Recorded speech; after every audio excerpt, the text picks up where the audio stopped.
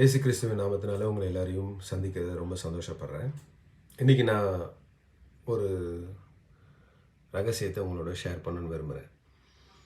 நம்மளுடைய வாழ்க்கையில் சில விஷயங்கள் தொடர்ந்து நடைபெற்று கொண்டே இருக்கும்.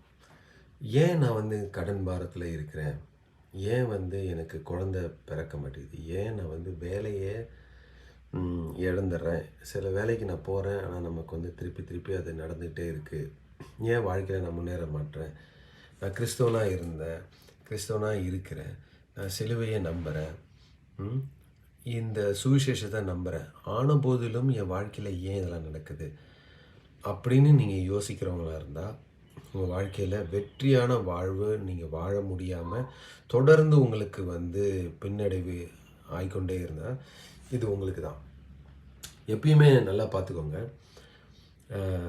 இந்த வார்த்தை ஞாபகம் வச்சுக்கோங்க. இது இப்போ என்னது, லீகல் டேர்ம்ஸ் அப்படின்னு ஞாபகம். அப்படின்னா சட்டப்பூர்வமாக அப்படின்னு ஒரு வார்த்தை. இப்போது தேவனுடைய சந்நிதியில் சட்டப்பூர்வமாக பூமியை தேவன் யார் கொடுத்தாருன்னா மனிதர்களுக்கு கொடுத்தார். அப்போ மனிதர்கள்ட்டேருந்து யார் திருடினான்னா பிசாசு திருடிட்டான். பிசாசு திருடி அவனுக்கு யாரெல்லாம் வேலை செய்கிறாங்களோ, அவன் சொல்கிறதெல்லாம் கேட்குறாங்களோ, அவங்களுக்கெல்லாம் இந்த அதிகாரத்தை அவன் கொடுத்துட்டே இருந்தான். சரிங்களா? இதனால தான் இயேசு மனுஷனாக வர வேண்டியதாய் இருந்தது. ஏன்னா அவர் கடவுள், அவர் ஆல்மைட்டி காட், சர்வ வல்லமை உள்ள தேவன். ஆன பொழுதும் அவரால் எதுவும் செய்ய முடியாது. ஏன்னா சட்டபூர்வமாக இந்த பூமி அவர் கையில் இல்லை. இந்த பூமியை அவர் தான் படைச்சார், அவர் தான் உருவாக்குனார், எல்லாமே அவர் தான் செஞ்சார்.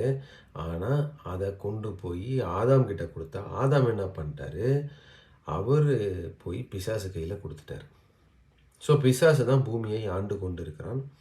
பூமினா இப்போ தண்ணீர், மரம், செடி, மிருகங்கள் எல்லாத்துக்குமே லீகல் சட்டப்பூர்வமாக அவன் அதை கையில் எடுத்துட்டான். இந்த விஷயம் நிறைய பேருக்கு தெரியாது, சில பேருக்கு அங்கங்குமா தெரியும்.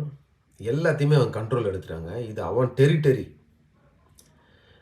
இந்த காற்று மண்டலம் இது எல்லாமே அவனுடைய டெரிட்டரி. சூரியன், சந்திரன், எல்லாமே நட்சத்திரங்கள், கிரகங்கள் எல்லாமே அவன் டெரிட்டரி ஆக்கிட்டான்.